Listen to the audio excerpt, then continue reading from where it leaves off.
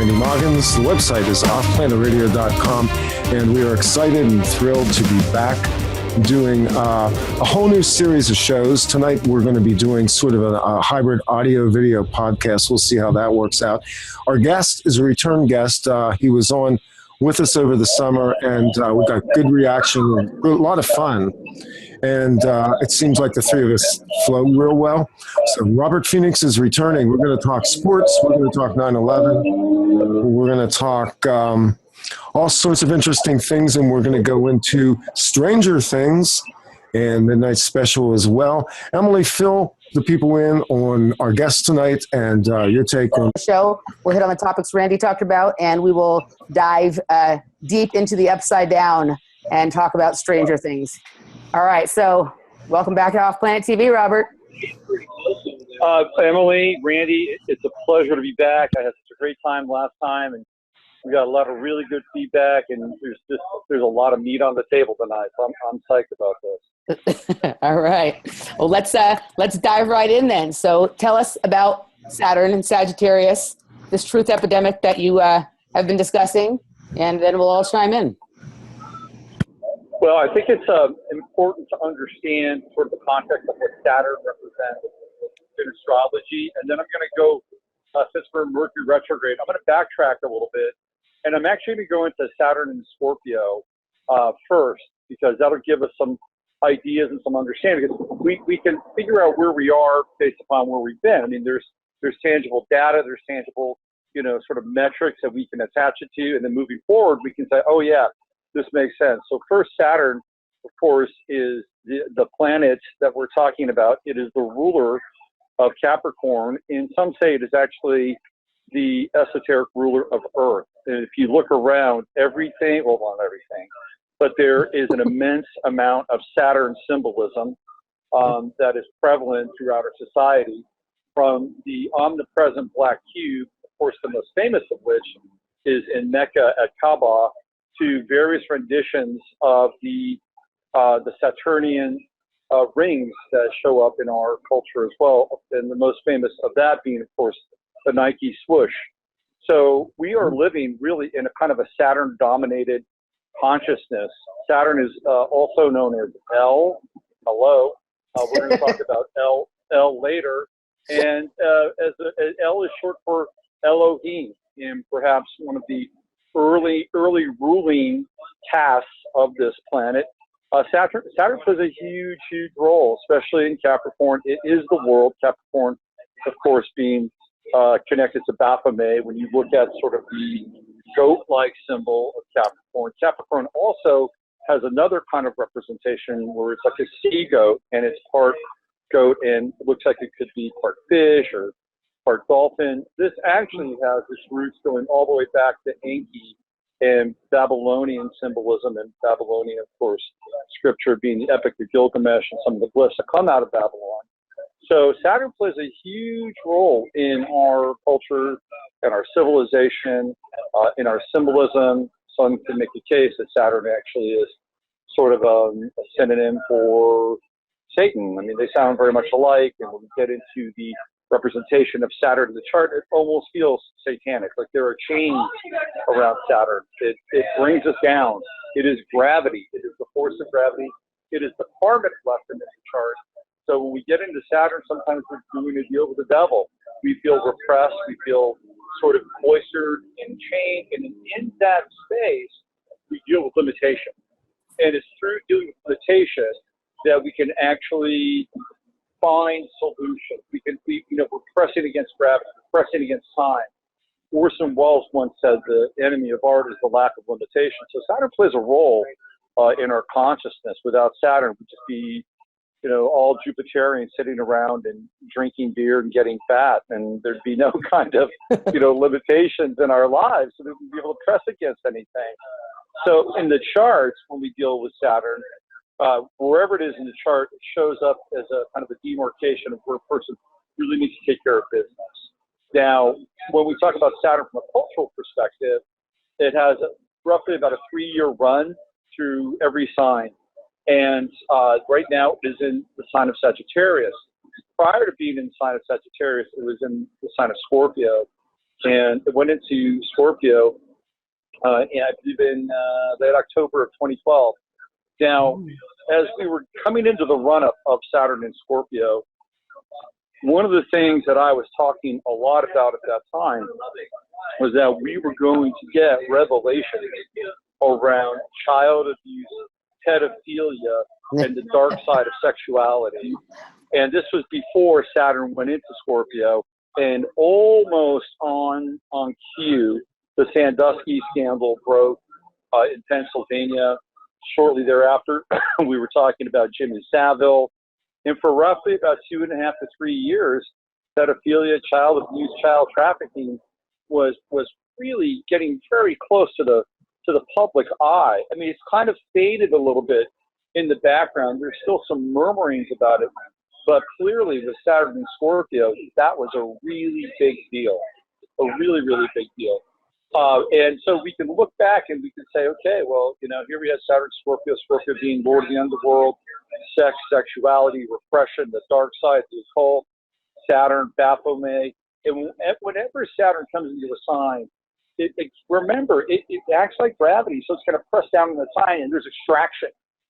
And whatever's been held in that sign for the last 30 years comes to the surface. So we're dealing with the last 30 years of Saturn in Sagittarius, which is kind of interesting. Now, before Saturn went into Sagittarius, I looked at, when were really powerful Saturn Sagittarius cycles, what was happening in the United States. And I don't have my ephemeris in front of me, but every single Saturn Sagittarius cycle we've had, the United States and Russia have done a dance, a real dance, whether it was with Khrushchev or whether it was with the fall of the wall and Reagan. I think Reagan, of course, Reagan had his court astrologer in John Quigley, which we talked about last time. Reagan went after the Soviet Union almost to the day that Saturn went into Sagittarius. It was really interesting. So we've had this whole kind of dance with Russia with Saturn and Sagittarius. And it's always happened when Saturn goes to the 12th house in the United States chart. And that's kind of the last house of the 12th, not kind of, it is the last house of the chart. So when Saturn goes to that house, it is the end of a 30-year cycle. So every time Saturn goes through Sagittarius, the United States is at the end of a 30-year cycle. Now, the United States ascendant is 15 Sagittarius. This is the chart that was used on or cast on July 4th, 1776, with a Sagittarius ascendant. There are other people who think the U.S. is a Gemini rising chart, Scorpio rising chart. I've seen the Saturn and Sagittarius chart, and based upon everything I've seen, especially with the relationship with Russia, I'm convinced that Saturn and Sagittarius are Sagittarius rising chart. Now, what's really interesting about this Saturn and Sagittarius is that it goes into 15 degrees Sagittarius the night after the election. So what that means is that the last 30 years completes itself as the United States chart, and there is a new beginning with Saturn in Sagittarius on the U.S. ascendant. That's kind of a big deal, to be honest with you, because that starts a new 30-year cycle that comes all the way around the chart. Between now and then, a lot of the kind of the secrets and sort of the hidden pieces of what goes on in this country at a Saturnine level, aka through the mechanisms of truth, are starting to rise to the surface. And this cuts across kind of all sectors and vectors of society. It's really fascinating what's taking place. From a presidential sort of whatever this thing is that we're watching right now, which is so utterly bizarre. I mean, I've never seen anything. I mean, Hillary Clinton's got about maybe 90 days left, on this mortal coil. I mean, she's really in such bad shape. I'm convinced, and I could be wrong, but I'm convinced she doesn't make it to the finish line. I just don't see it. I mean, every day her condition becomes more and more decrepit. Now we've got that going on, and her and Trump are slinging mud. You've got Hillary Clinton calling out Alex Jones, at a press conference, right? And we need to come back to that Alex Jones thread as well. And so, we could talk a lot about Alex Jones, and then you've got Rachel Maddow taking on. I mean, that was the most totally ridiculous bizarre thing ever. Yeah, it's totally bizarre. I'm sorry, go ahead. Go ahead. Before we get Well, I into just wanted to. Go ahead. before we get into the Alex Jones thing, I want to go there too. I want to ask you, when did we switch from Saturn in Scorpio to Saturn in Sagittarius? Right. We left Saturn in Scorpio really for good. Let's see. It's been, God, I don't have my ephemeris in front of me. So I think this was right around November, December of 16, 15, 2015 when we really got into Saturn and Sag. It was right around November, December, because we had to go retrograde. We had to go back into Scorpio a little bit. So it finally kicked in. Go ahead. Okay, so we've been on the border. We've been sort of vacillating between the two, right? Is that sort of what you're saying? Yeah. Well, right around November, December of 2015. That's where we were really making our big push to get into Saturn and Sagittarius in a big way. I just wanted to point out something that I thought was interesting when you were talking about what Saturn and Scorpio was in terms of like the revelations about pedophilia and child abuse, and then moving into Saturn and Sagittarius and sort of this thing with Russia. I noticed there was something interesting that happened during the Olympics that a lot of people missed because of the Ryan Lochte scandal and all of the other things that were going on. But right before the gymnastics started the Olympics, there was this huge revelation that the United States Gymnastics Federation had been covering up cases of pedophilia in which coaches had been basically charged and convicted, and they had hidden evidence for a long time. And that was something that I had known that was going on. People didn't believe me, and then when that came out, I told my dad a few years ago when the Sandusky thing happened, I said, "You wait, you'll see. It's going to happen. There's going to be something about that come out with gymnastics too." And he thought I was crazy. And then there it was, just a few days before the Olympics. It didn't get that much press coverage during the Olympics, obviously, but there was quite a few cases of it. And then also what happened during the Olympics was a very, very large number of Russian athletes, including in the Paralympics, were banned for this use of meldonium. Some of them were banned and some were allowed to compete, but the U.S. seemed to be very insistent that these Russian Paralympic athletes be banned. So I just find that interesting, what you're saying with Russia and with what you were saying with the pedophilia and what you're saying with the United States and its Cold War thing with Russia, we're also playing itself out there in the Olympics, which is an iconic stage that I think reflects what's really going on the broader scale. What do you think? Well, I think so. Absolutely. And the interesting thing about this dance that the United States does with Russia, with Saturn and Sagittarius, every 30 years, is that it was pretty consistent. The United States was on one side of the ledger sheet and Russia was on the other. But during this Saturn transit, they flipped. And Russia seems to be the kind of old new United States. And Russia, and the United States is the old new Russia, because we had played that out. We had played out that level of the relationship. It had reached its conclusion. Yeah. And now it's flipped. And it will continue to be like this, likely for the next two periods or next two Saturn and Sagittarius cycles. The other thing that's interesting is you said that we go into 15 degrees the day after the election, and Hillary Clinton has said that if she wins, the first thing she's going to do is attack Russia. Yeah. So there you go. If she makes it.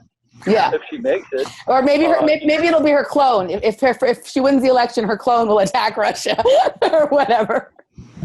Well, this is interesting. I wonder if the clones somehow have a physical, sympathetic relationship with their host. So if the host is sick, I wonder if the clones actually become as quickly sick and start to mirror their symptoms, in kind of a non-local way. I wonder if that happens. I don't know if anybody's ever looked at that. I mean, that would make sense. I think that would explain some of the things we're seeing, because if she's sick, let's say that video of her doing that weird bobbing head seizing thing that was just totally crazy looking, maybe that's the clone in response to the actual body, which is hers being sick. And you know what I mean? Like that might be the kind of thing that would happen with the clone. So I know someone who believes that they're, who believes herself to be in a clone body. And I feel like what you're talking about would go along with what they say could be the experience, It kind of feels that way. It kind of feels like that the clone having a sympathetic relationship. I mean, we're going to go way out here for a minute, right? Yeah. So I've are. heard in clone gossip that when that if the host feels something or one of the clones feels something, they all feel it. So if that's the case, then if Hillary Clinton is the Hillary Clinton is really sick, then it makes some sense that very, very quickly and sympathetically that the other clones would develop a similar set of symptoms.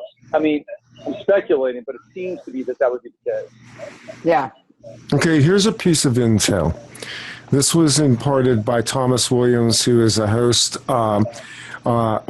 he's been on my show before. He has some insider contacts.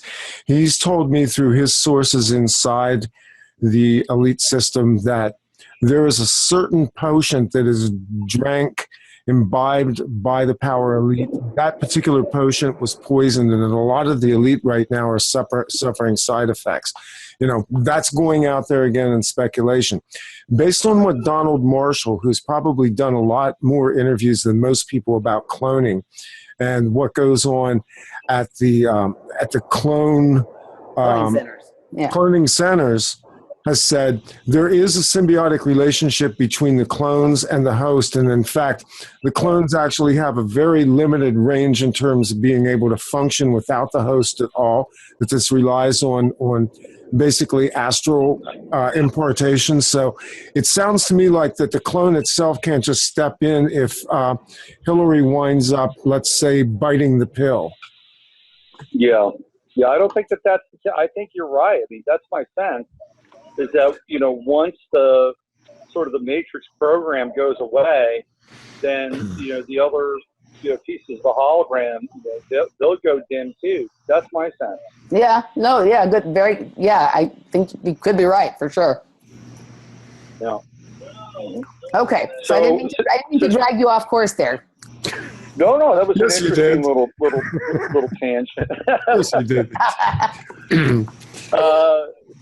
But by the way, getting back to the whole pedophilia thing, this is in sports. This has been going on for years. Yeah, I mean years. If you've ever read the Basketball Diaries by Jim Carroll, yeah, he talks about when he played on an AAU basketball team in the early '60s, and the coach was, giving BJs to the young boys on the team.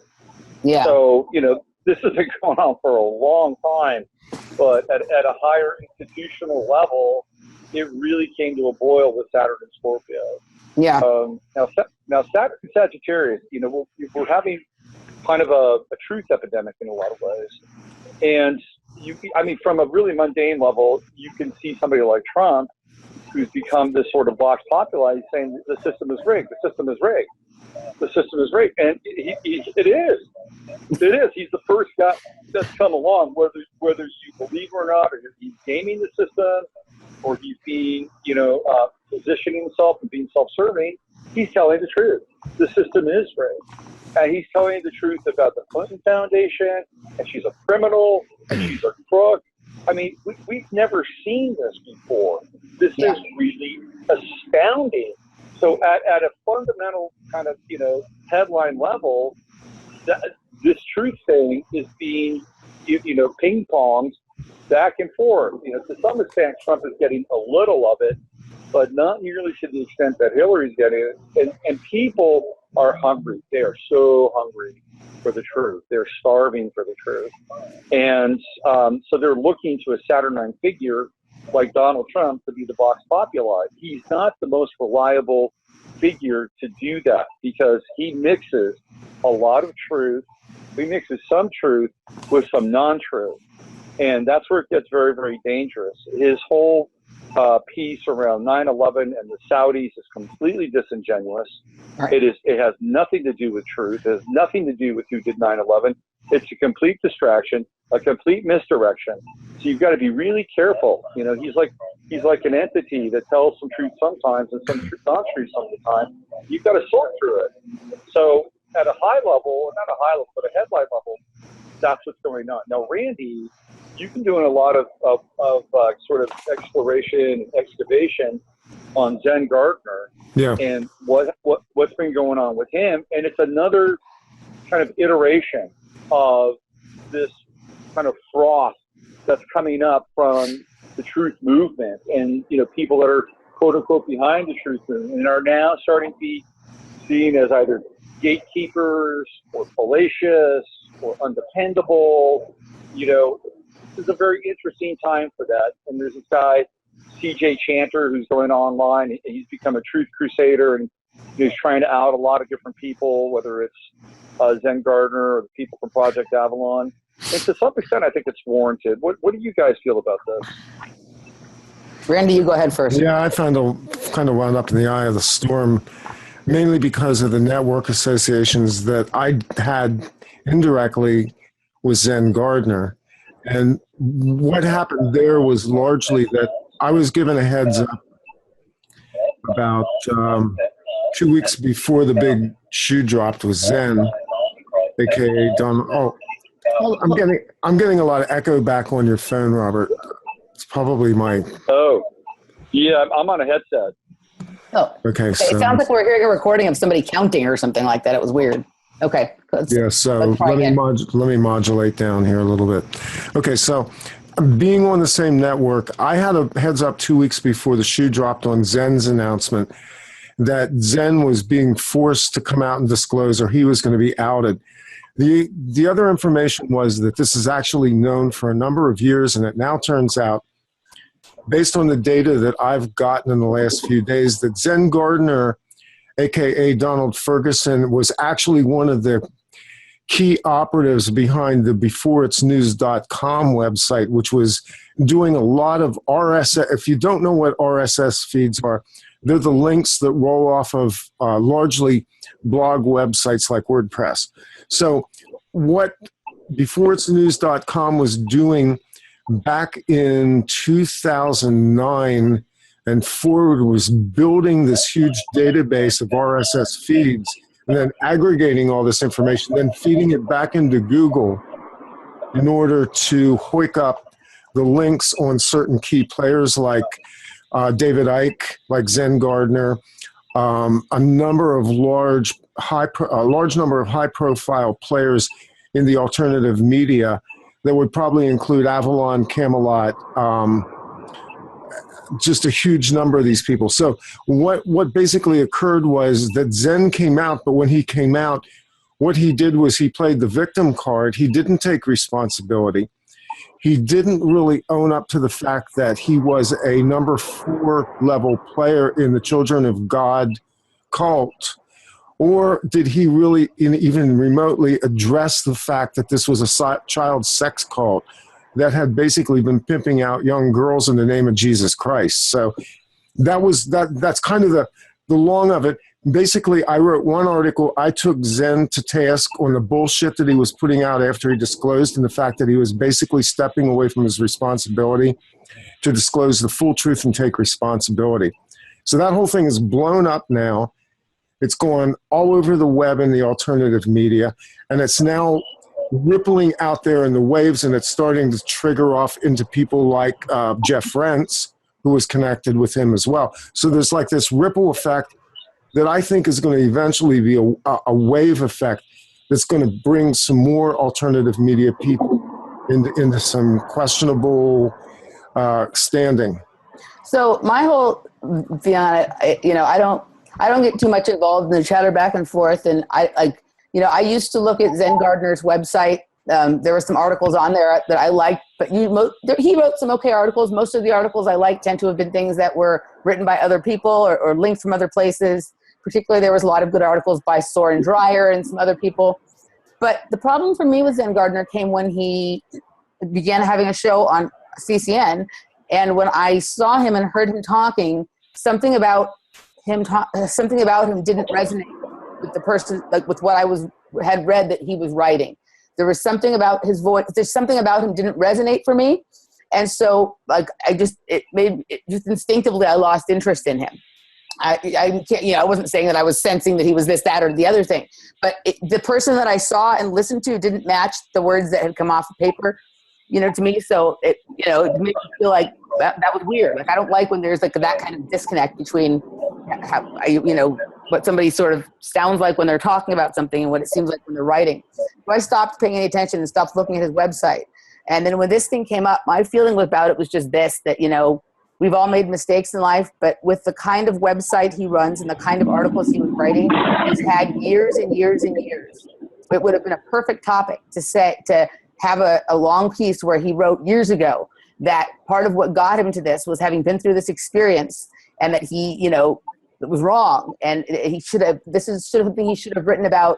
This should have been a major part of his enlightenment and his awakening. And so that should have been recorded in these deep spiritual writings that he was doing. But it wasn't until it got to this point where he was going to be outed.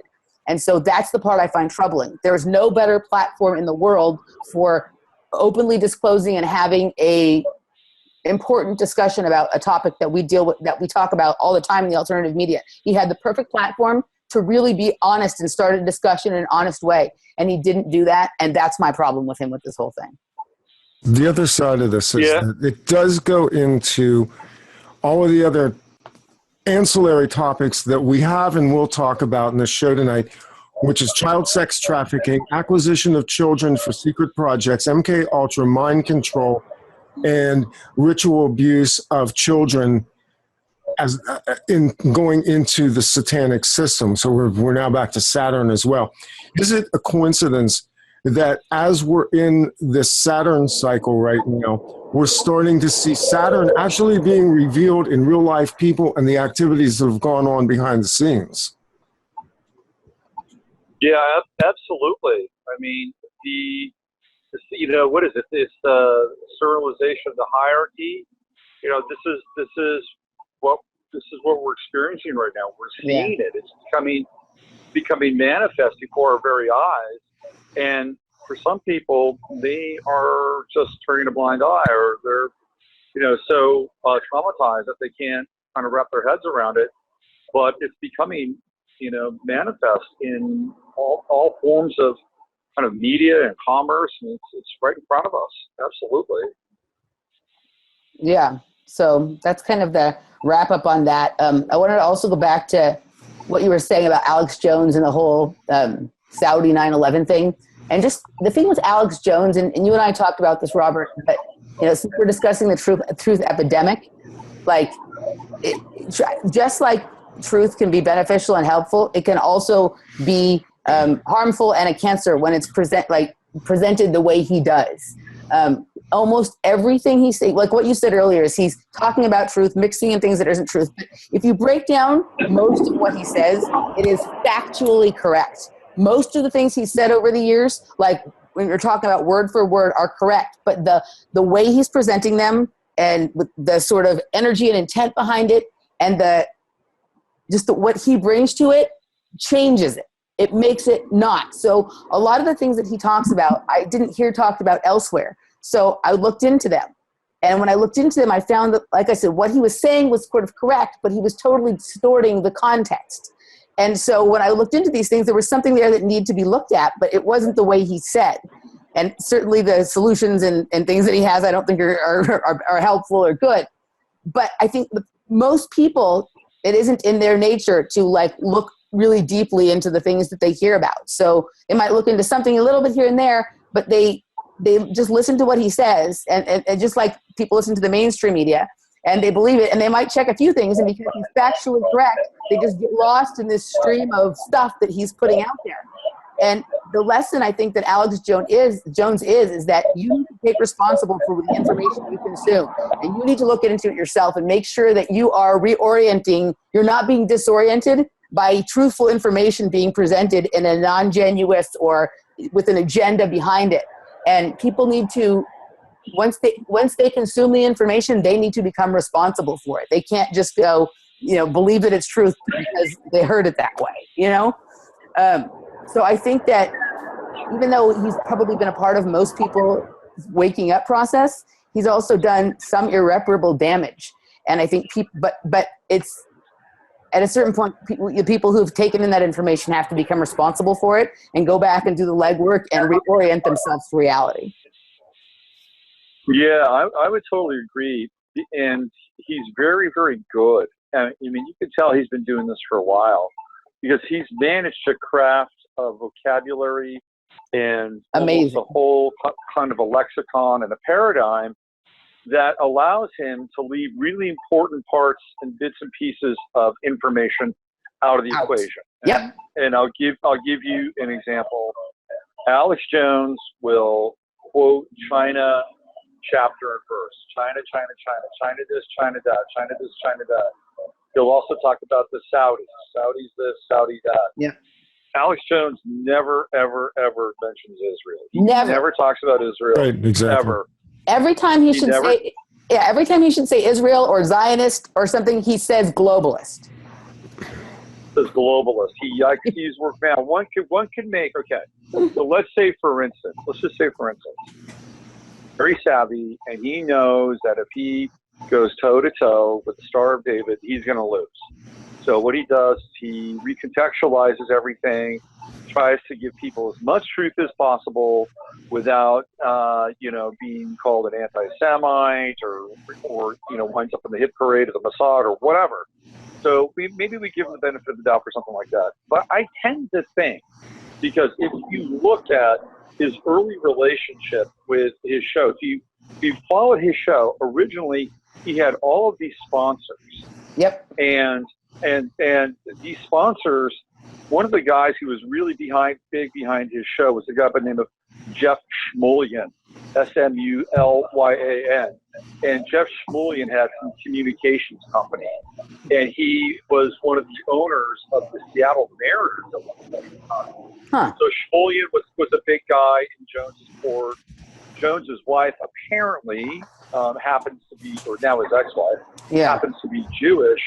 And his lawyer Bronfman, that he secured through his wife was also the lawyer, or is the lawyer for the Bronfman family. Yeah. So Alex Jones have really deep connections to Jewish-based businesses, like the supplements and all the stuff he sold was basically third party through them. Now all of those have gone away, and he's doing all of this himself now, partly because I think he's divorced and he has kind of an estranged relationship with his ex-wife and maybe some of the sponsors.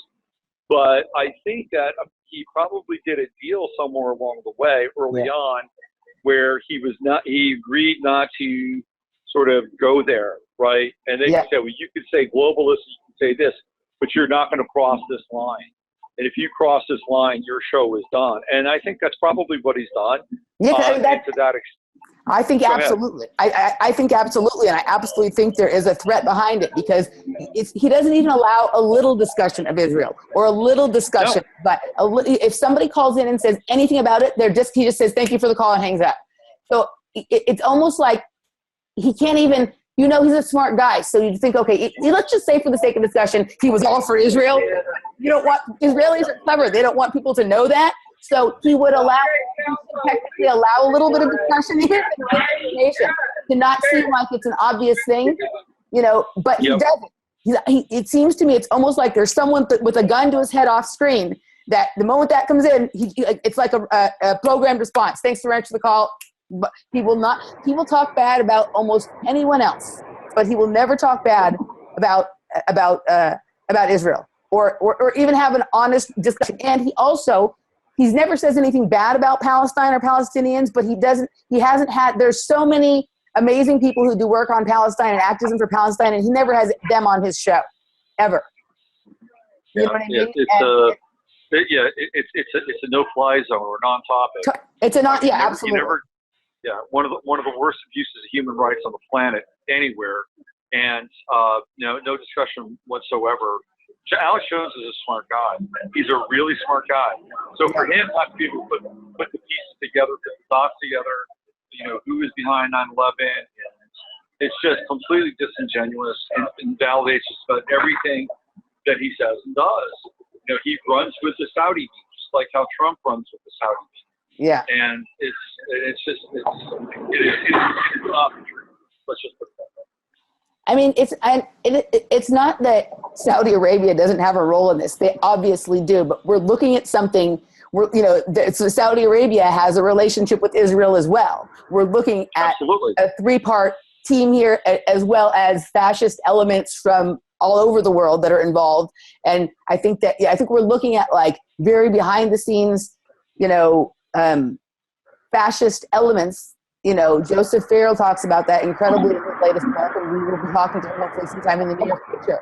There's this fascist underpinning to all of this stuff. And then I think that the sort of front country actors are, the United States, Israel, and Saudi Arabia. And they're each cast in a particular role. And this, like, 9/11 thing, everybody wants to, focus the attention on the Saudis. That's just like the front man actors, the people who are really running things more behind the scenes come from this country and Israel. They're the straw men. They're the straw men for 9/11. Absolutely. Absolutely, 100%. You know what's really interesting is Alex Jones has this guy on his show, Steve Deceit. Oh, God.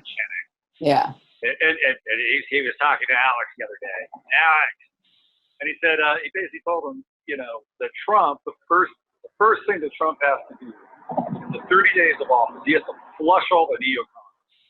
He has to flush them out. And make Alex really uncomfortable. Like, where's he going with this? Where's he going with this? And he's one of the few guys that Alex Jones kind of lets talk. Yeah. And this is one of the times when Alex stepped in and kind of commandeered the interview and took control and brought him back to a different kind of place. So that's interesting because I think Deceit he was afraid he was going to go off the res on him a little bit there. So it was just an interesting kind of notice and watching Alex get involved and, redirect the conversation. So the thing that you and I talked about, Emily, not long ago, maybe she shared this with you, Brandy, was that, that Alex Jones and what might be kind of the insert for the new version of the New World Order. It might be along the lines of, sort of the new Trump model, the new alt-right model, the new Alex Jones model. Alex Jones is Minister of Truth. I mean, maybe this might be the actual new insert because it would make sense that if Hillary Clinton lost and Donald Trump actually became president of the United States, that there would be a kind of a new version of the quote-unquote New World Order. It would be almost like, oh, yeah, we won. We defeated the forces of evil. Ha, ha, ha. You think again, just we've got something planned for you. Yeah, no, Emily did bring this up to me. This basically rising of the New World Order coming from the very place that looked like it was battling the New World Order in the first place. Well, Absolutely.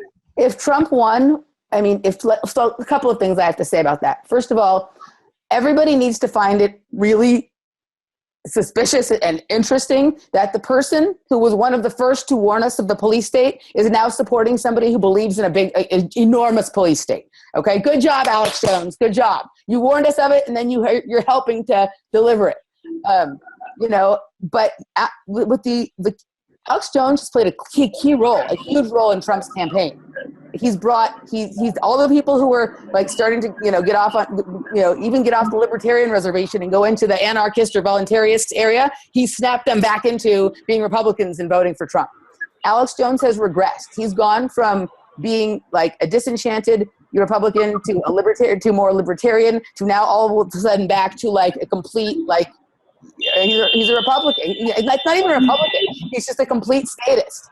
And everybody I know who approaches this material in any kind of honest way and has been doing it for years is at the point where they are either at the point or almost to the point or past the point where they no longer believe in government. They're either anarchists or voluntarists or just want nothing to do with it and don't have a title for themselves. So the fact that Alex Jones has not even is still completely believing in the system. He still believes there's no governmental or financial solution to our problems. And the fact that he's still thinking you can vote a solution to this problem is also means there's something wrong here.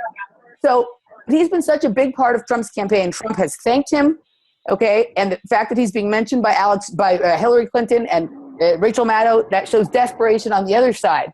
But absolutely, I wouldn't be surprised that if Trump won, if Alex Jones got a job in his administration as some kind of information czar or truth czar or press secretary or something like that, and it would just be absolutely like, what are you talking about? You know what I mean? Yeah, I think no, you're right. Totally. There's another side to this as well. And either side of it, whether Trump wins or not, there's residual that's going to throw off of this campaign on both sides.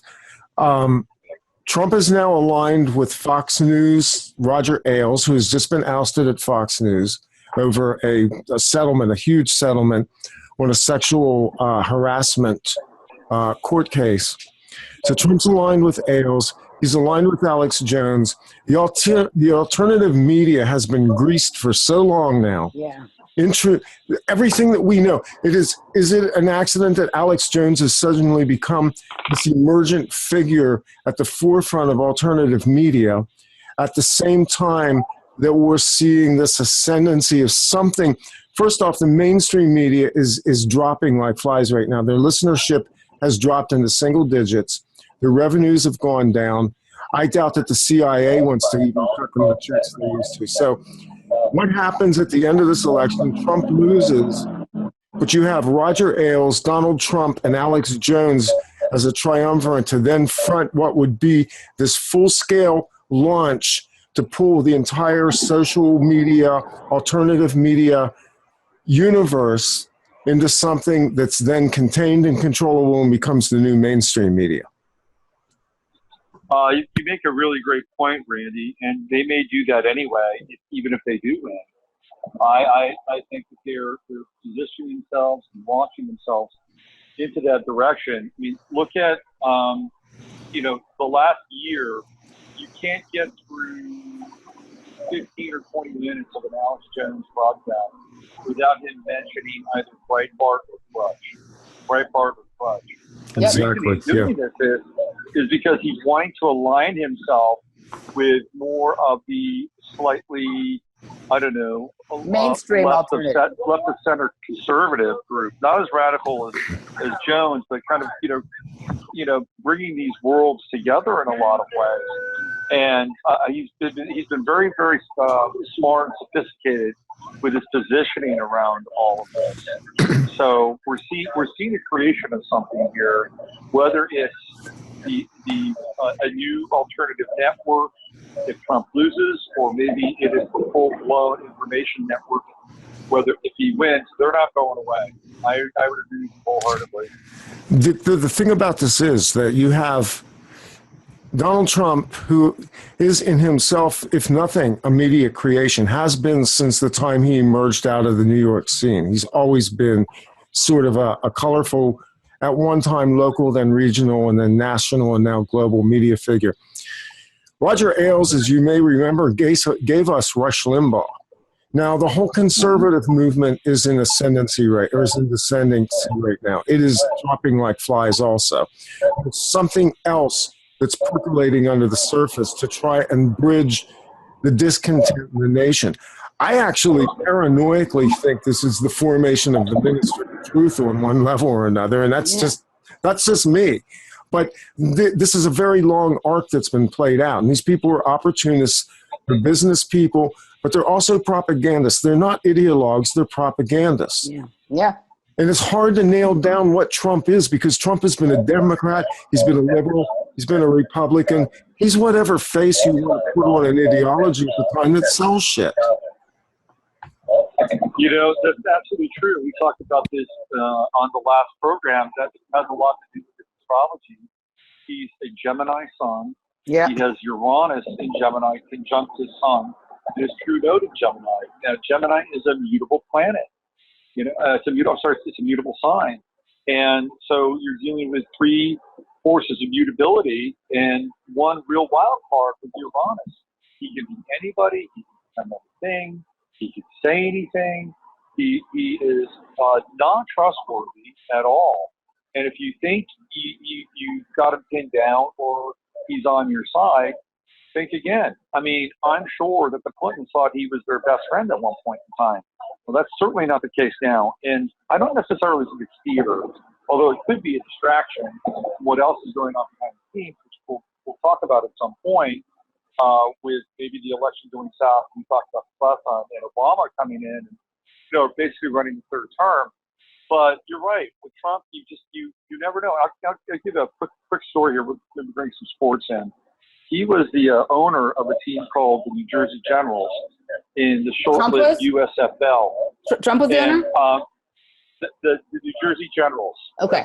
Trump. United States football. Stop Donald Trump. And this is really interesting, the parallels of the story. So he came in, he bought the Generals, and this was a league that was competing with the NFL, and it was during the 1980s.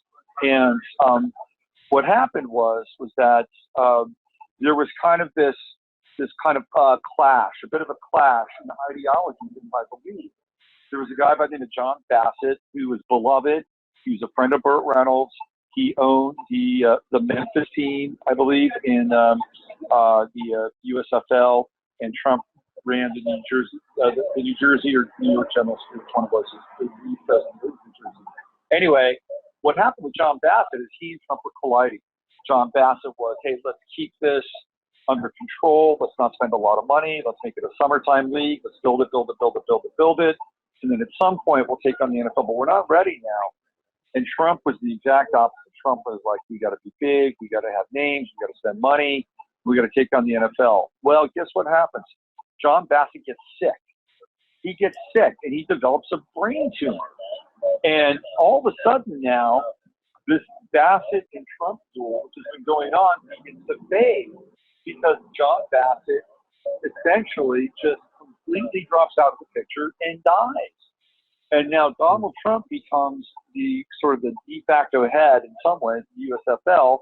And what he does is he torpedoes the league and does everything sort of counterintuitively and runs it into the ground. And it's a really fascinating story because all of a sudden now the NFL no longer has any competition. Yeah, that almost seems like, yeah. And Trump was interviewed by these guys. So it's on the 30 for 30 on ESPN. And these guys who were the camera guys, or the film crew for a lot of the USFL games, went back and talked to him. And he's really abrupt. He's really nasty. He's really cold in that Gemini kind of way. And basically said it was a mom and pop league. Wasn't big league. Wasn't big time. It was destined to fail. There it is. So be it. Okay. Thank you very much. Nice seeing you again. It's a really interesting look at another side of Donald Trump, and one has to wonder: was Donald Trump doing the NFL bidding at that point? Were they basically paying him to take this league and just set it on fire so they didn't have to deal with it? Nobody knows the answer to that question, but it's part of the legacy and the enigma of Donald Trump. That's really interesting, especially in light of the fact that a lot of people think that he's just in there as a spoiler, and that a lot of people think he works for the Clintons and he's just there to toss it to her. I don't know if that's the case or not, but it's interesting that you bring that up about the football league, because that sounds like, it sounds like either he was hired by the NFL to do that, or after he was doing his thing in the beginning, being gung-ho, somebody threatened him or somebody bought him off or paid him off, and then he changed his tune. So it could be one of those two things, and so we have to consider that with the election too. He's a very strange guy because his ego is so big that you have to think that dictates everything he does. But in the end, could that be the biggest charade he's pulling on everybody, is that everybody thinks he's a narcissist and egotistic, and that covers for the fact that he's making all of these very shrewd decisions and doing things intentionally, There's a dualism to Trump, which I guess, again, is this Gemini aspect.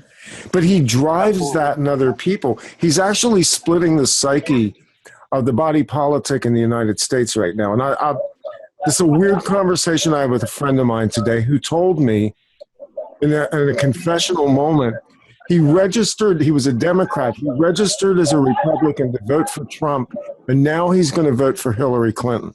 And I went, In what world does that work? And my friend was like, normally this very rational person, he's more political than I am, but somehow or another there's this Trump effect that goes on where people wind up becoming like split in their consciousness somehow. And it's just, he seems to always be in the middle of it with a stick, pardon me, kind of digging up the shit, and people wind up doing the crazy, insane things that you wouldn't expect. It's like, he's like an X factor at everything.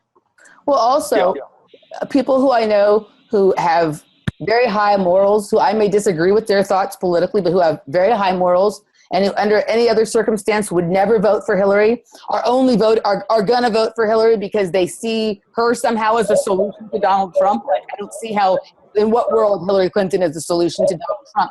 It's like a psyop. It's like a psychological operation. People abandon their morals in fear of Donald Trump, you know? Yeah, I totally agree. And if you, by the way, Randy, that's a brilliant insight, because you can certainly see that that's taking effect. And again, let's go back to this concept where, I mean, if you listen to what Trump has to say, there is some truth in what he has to say. I mean, he says the system is rigged. Of course it's rigged. He's outing the Clintons and the Clinton Foundation and all their shenanigans and BS, and all that stuff is true. It's all true. Yep. And, you know, there's some other things that he touches on that are true as well. But then he's off in another direction, which is not true. And his language is polarizing. It is absolutely fascinating to watch. So we have that schism with Trump, and we have the Trump-Hillary schism, which is going on and splitting the country apart. Yep. And then you have Obama coming in and doing this snake-like maneuver, making all these executive orders and having this, you know, the Safe Cities Initiative and the UN coming in and dealing with the police now. And so we have ICANN taking over the internet. I mean, there's a whole lot of things. What about DHS taking up? What about the DHS trying to say that the elections are part of the internal infrastructure and have to be protected by them? That's right. Yeah. Yeah. Another great thing that DHS will screw up entirely. So yeah, I mean, so there's layers of layers as to what's going on here, and we are really having to sort through this. Now, bringing it back to astrology, we have Saturn and Sagittarius, right? We have this force, the Saturnine force, which is gravity, coming down and trying to extract the truth. The Sagittarius represents authenticity, truth. You ever hang out with the Sagittarius? They're pretty straightforward, pretty blunt people. Yeah. And they'll call it like it is. Okay. But now we have Neptune in Pisces, which is the factor that's coming inside at an angular level, squaring Saturn and Sagittarius. Neptune in Pisces, we're talking about the force of the ocean. We're talking about illusion, delusion, fiction, you know, heaven and hell. I mean, Neptune in Pisces is everything, right? It is the cosmic burrito and all of its layers. And we have to sort through Neptune and Pisces. It's not easy. You know, it can be really frothy and amazing, and then also very, very sort of dark and take you down underneath for the, you know, into the realm of Poseidon. We'll talk about that. That's a great thing. But it's squaring Saturn and Sagittarius. So what we have here is we don't have a straight path to the truth. We have this massive infusion of illusion and delusion coming in and crashing like upon sort of the, you know, sort of the buttresses and the walls and of the fortress of the truth. And it's intense to kind of get through and sort through the stuff that we're going through right now. So it is not an easy ride for us to just like go, well, this is this and this is this and this is this and this is this, and boy, aren't we smart? We figured it out. It's very difficult now. You know. So when we go through it, just one last thing. When we go through that, we have to develop new systems of navigation, which is we either have to rise above it and really, you know, get like a 40,000 foot view, or we have to push off and just navigate through this thing like they're rapids and just get to the other side. I'm not sure which path it is we need to take or we're going to take. For some people, it may be going up to a mountain somewhere and just, the mountaintop and kiss this thing out. Or other people, like us, we're going to be in the thick of it, and we're going to have to ride the rapids to this thing's finished. Well, what I've been, especially over this summer, past several months, I've been experiencing exactly what you're talking about. Like, there is all of this deception disguised as truth thing going on. It's very confusing. There's all this illusory thing. But in that somewhere, there is an opportunity to find really deep truth. And one of the things that I've started doing is, like, yes, you were saying, it isn't just a how smart are you, can you think your way through this thing? I've been relying more on being really in my body and listening to what my body sensations are telling me about stuff. When something happens, when somebody tells me something, when I hear information, when I look at information, I used to just I'm very cerebral, and, I like information. I like cross-referencing and doing it all. And I did a lot of that, and it got me to, it gave me a lot of knowledge. It helped me to get to a place that I'm at now. Now I'm relying a lot more on my intuitive abilities and what my body is telling me. And I think that's kind of matches what you're talking about. We have to find a new way to navigate through this. And it isn't just about how clever and smart you are. It's about feeling your way through it. Yeah, I totally agree with that. And there's another component to this too I wanted to touch on, because it's not all out there, right? There's also a truth revolution going on inside of us. Yes. And we're all coming to realizations about uncomfortable parts around who we are, yep, and where we've deluded ourselves, and where we have kind of been, slack, or gave ourselves, a lot of permission, maybe too much permission, to live a certain way, or to have certain habits and certain patterns. I mean, I'm looking at my life from a very different perspective over the last week or two, and I've had to really do some deep soul searching around where I am at 55 years of age in my life, in terms of what I've gone through and kind of where my resources are and where my infrastructure is. And it's been a pretty intense journey. We're all going through that.